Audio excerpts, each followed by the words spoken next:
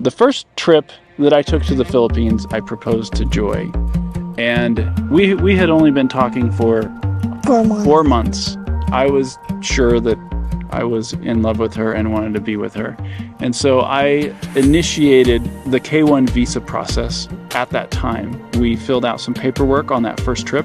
The last day we were together, we went down to Filipino Visa, which is a service that I paid for. And I prepaid for this service to where they would help us fill out all the paperwork and go through the visa process. And we specifically wanted to do the K-1 visa so that she could come here. At the time, that was the fastest way that we were recommended to do it, faster than getting married there and then trying to get paperwork for her to come here. The reason being is because I have 2 kids here still. They're still under 18 years old, and I have them 50% of the time.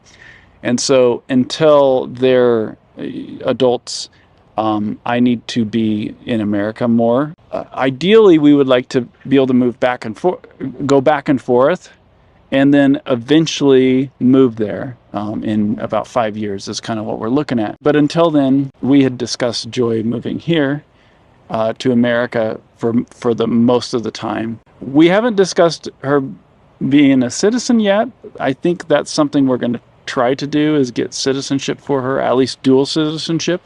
But this video will be about the K-1 visa process and what we learned from it and our experiences with it. So we actually went down and knocked on the door to the Filipino Visa offices, and I don't think they usually get people doing that, but we wanted to meet them, and I wanted to actually talk to somebody that we were going to be working with. And they helped us by taking my pictures and so they could submit pictures and stuff in person, and they helped us fill out paperwork a little bit.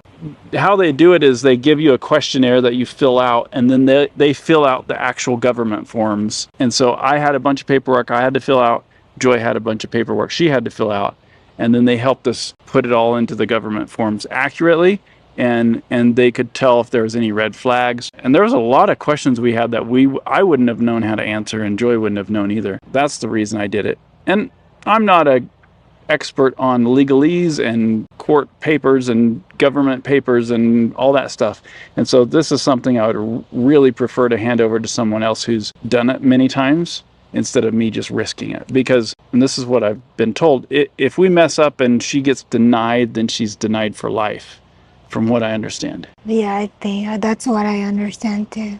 So we just didn't want to risk that. I didn't want to risk that. It was a little bit more money than just doing it ourselves. But the end result, I'm really happy we did it. I think one of the best things about it was it made it comfortable for Joy, because she had someone to talk to and help her through everything while I wasn't there, especially for the interview and all that stuff. So anyway, we highly recommend using a service. I don't know who you want to use, but we use Filipino Visa. We do have a link in the description if you want to use their service, and we'll get a commission from it. But we highly recommend it, especially if you're not very good with this kind of paperwork.